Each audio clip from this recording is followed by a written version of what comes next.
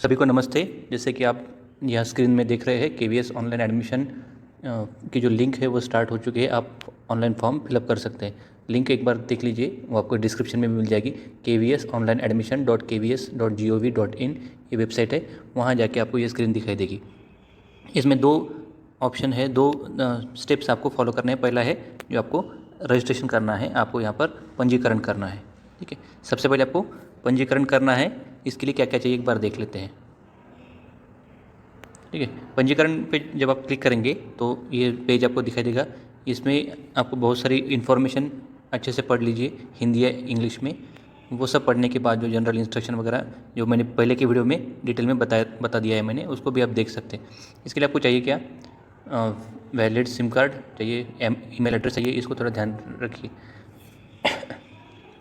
SIM card, valid email address, digital photograph और scan photograph. उसकी size जो है वो 256 KB तक होनी चाहिए। उसके बाद scan copy of child birth certificate वो भी चाहिए। उसके बाद बाकी EWS का है या BPL का जो जो सर्टिफिकेट आपके पास है उन सब की फ़ोटो स्कैन डॉक्यूमेंट्स चाहिए। Transfer details of parent grand parent whose service credential will be used in the application. जिसके बेसिस पर आपको एडमिशन चाहिए, जैसे पेरेंट आर्मी में है या कोई दूसरे जॉब में है तो पेरेंट्स के बेसिस, जॉब के बेसिस पर एडमिशन होता है, तो उनकी डिटेल्स यहाँ पर चाहिए। वो सब फॉर्म फिलअप करने से पहले सब रेडी रखिए। ठीक है, और लॉगिन कोड मिलेगा, अभी मैं दिखाता हूँ लॉगिन कोड कैसे मिलता है। लॉगिन कोड जो है उसको अच्छे से याद करके रखिए, या फिर आपको मैसेज में भी वो मिल जाएगा जब आप मोबाइल नंबर वहाँ पे फिलअप करेंगे, ईमेल एड्रेस फिलअप करेंगे। तो ये सब इन्फॉर्मेशन है। तो इन्फॉर्मेशन पढ़ने के बाद यहाँ पे क्लिक करेंगे, I have carefully gone through, इसको सेलेक्ट करके आगे बढ़ेंगे। आगे बढ़ने के बाद ध्यान रखिए, यहाँ पर आपको नेम ऑफ चाइल्ड ये कंपलसरी है।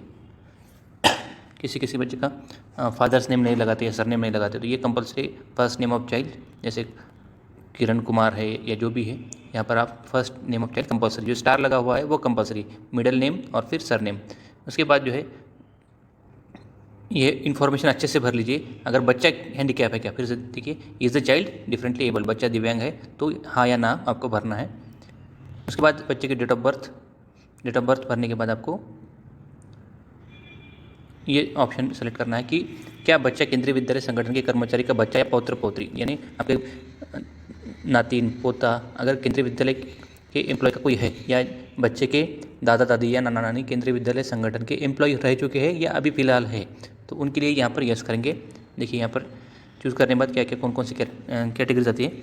Child of working KVS employ, child of retired KVS employ, grand child of working KVS employ, grand child of retired KVS employ. इनमें से अगर नहीं है तो नॉट एप्लीकेबल आपको करना है। बाद में वैलिड ईमेल आईडी यहाँ पे डालिए, मोबाइल नंबर डालिए, एक कैप्चा कोड भरिए, और कैप्चा कोड भरने के बाद जो है वो आप यहाँ पे रजिस्टर कर सकते हैं। लॉगिन आईडी कोड जो है वो आपको टेक्स्ट मैसेज में भी आ जाएगा, मेल पर भी आ जाएगा, और जब आप सबमिट करते हैं वहाँ पर भी दिखाई देगा। तो लॉगिन आईडी कोड जो है वो यहाँ पे डालने के बाद जब आप लॉगिन करते हैं, लॉगिन आईडी डालिए, डेट ऑफ बर्थ डालिए, मोबाइल नंबर जो रजिस्टर किया है वो डालिए, और कैप्चा कोड डालिए, और फिर लॉगिन कर दीजिए। लॉगिन करने के बाद आपको 5 स्टेप्स में जो है डिटेल्स आपको भरनी है। Basic information, parents details, choice of school, upload documents and declaration, submit. तो बेसिक इन्फॉर्मेशन में क्या क्या है देख लीजिए। ओके, जैसे ये बच्चे का नाम है, ठीक है। उसके बाद डेट ऑफ बर्थ आपको फिलअप करनी है यहाँ की। उसके बाद डिफरेंटली एबल्ड है या नहीं, वो तो पहले हो चुका है, यहाँ पे आप अभी करेक्शन नहीं कर सकते हैं। ठीक है, उसके बाद जेंडर भरिए, मेल और फीमेल। उसके बाद ये जो है EWS या BPL में आते हैं तो यहाँ पे टिक करना है, अगर नहीं आते तो कम इसमें आपको कम आय वर्ग के अंतर्गत नहीं आते हैं तो इसको सेलेक्ट करना है। अगर आते हैं, अगर मान लीजिए, तो उसका सर्टिफिकेट आपको देना पड़ता है। EWS अगर है तो EWS का सर्टिफिकेट, उसकी डेट ऑफ इशू, सारी जानकारी आपको भरनी है। BPL का भी तो उसकी डिटेल्स आपको भरनी है। उसके बाद यहाँ पर आएगा कास्ट कैटेगरी, इनमें से कौन सी कैटेगरी आपकी है वो सेलेक्ट करेंगे, और ब्लड ग्रुप। जो जितने स्टार किया हुआ है वो मैंडेटरी है। ये हो गया बेसिक इन्फॉर्मेशन। अभी चलते हैं पेरेंट्स डिटेल्स की तरफ। पेरेंट डिटेल्स में आपको मदर्स डिटेल्स पहले भरनी है। देखिए, मम्मी अगर वर्किंग में है, मम्मी जॉब में है, तो यहाँ पे लिखेंगे। यदि माता काम करती है तो निम्न जानकारी भरेंगे। ऑक्यूपेशन, संस्था का नाम, उसके बाद पिताजी का विवरण आपको यहाँ पर देना है, और एड्रेस अगर यहाँ पे कॉपी भी कर सकते हैं। अच्छे से देख लीजिए, ये बहुत ज़्यादा मुश्किल नहीं है। ठीक है। इसके बाद जो है, यदि पिताजी काम करते हैं तो आपको ये इन्फॉर्मेशन फिलअप करनी है। ठीक है। ये सब फिलअप करने के बाद नेक्स्ट ऑप्शन, बेसिक इन्फॉर्मेशन और पेरेंट डिटेल्स होने के बाद चॉइस ऑफ स्कूल्स में आप आएंगे। चॉइस ऑफ स्कूल में आप यहाँ पर 3 केंद्रीय विद्यालय सेलेक्ट कर सकते हैं जहाँ पर आपको अप्लाई करना है। ठीक है। तो सेलेक्ट विद्यालय 1, यहाँ पर आप स्टेट सेलेक्ट करेंगे, फिर आप स्कूल सेलेक्ट करेंगे, जैसे मैंने किया हुआ केंद्रीय विद्यालय औरंगाबाद शिफ्ट 2। फिर आपको ये इन्फॉर्मेशन फिलअप करनी है कि आपके घर से स्कूल का अंतर जो है वो 5 किलोमीटर से अधिक है या कम है। उसके बाद जो है, आपके मम्मी या पापा को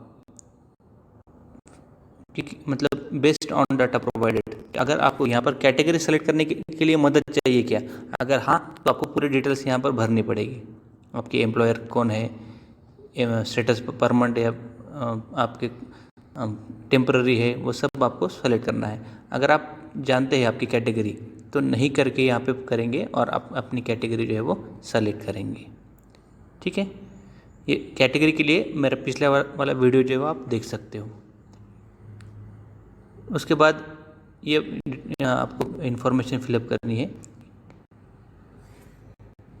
कि किसके आधार पर प्रवेश निर्णायक होगा, मदर या फादर। जो इन्फॉर्मेशन आपने मदर जो पेरेंट डिटेल्स में फिलअप की है, उसके आधार पर आपको किसके आधार पर एडमिशन में कंसिडर किया जाए। अगर पापा वर्किंग में है तो फादर सेलेक्ट करेंगे, मदर है तो मदर सेलेक्ट करेंगे।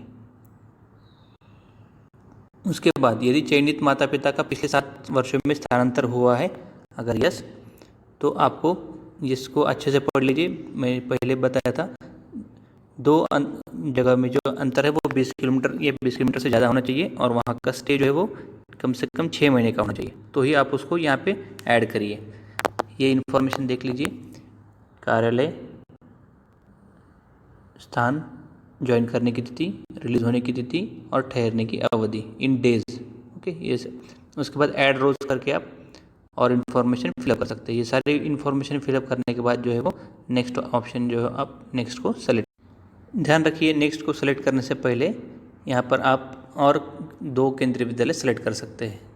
फिर से जाने के बाद सेलेक्ट विद्यालय 2, यहाँ पर अगेन स्टेट सेलेक्ट कीजिए, केवी, दूसरी केवी जो है शिफ्ट 1 सेलेक्ट करेंगे, और फिर सेम प्रोसेस आपको करनी है 5 किलोमीटर या 5 किलोमीटर से अधिक। फिर सेम प्रोसेस यहाँ आपकी कैटेगरी आपको सेलेक्ट कर रहे हो। मान लीजिए कैटेगरी 3 है, यहाँ पर पापा जो है वो स्टेट गवर्नमेंट एम्प्लॉई है, मम्मी जो है वो सेंट्रल गवर्नमेंट ऑटोनोमस बॉडी है, तो 2 अलग अलग ऑप्शन यहाँ पर भर सकते हैं, या एक ही है, एक ही बेनिफिट आप लेना चाहते हो तो वो भी आप ले सकते हो। ठीक है। फादर या मदर जो है वो सेम इन्फॉर्मेशन फिलअप करके आप तीसरा विद्यालय यहाँ पे सेलेक्ट करके कर सकते हो, लेकिन चूँकि औरंगाबाद में 2 ही केंद्रीय विद्यालय तो 2 ही ऑप्शन यहाँ पर आएंगे। ठीक है। फिर नेक्स्ट कीजिए। फिर आते हैं अपलोड डॉक्यूमेंट्स में। अपलोड डॉक्यूमेंट्स में आपको यहाँ पे 2 ही डॉक्यूमेंट्स यहाँ पे चाहिए, एक बर्थ सर्टिफिकेट और दूसरा है बच्चों का फ़ोटो। साइज़ भी यहाँ पर दिया है 256 KB।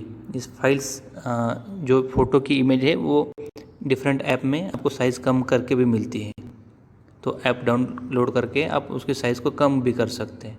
ठीक है। ये सारी इन्फॉर्मेशन है। फिर आपको करना है नेक्स्ट। लास्ट जो स्टेप है वो है डिक्लेरेशन एंड सबमिट। ये आपने फॉर्म अच्छे से फिलअप कर दिया है, इसको सेलेक्ट करेंगे और आप क्या करेंगे, सेव टू प्रीव्यू।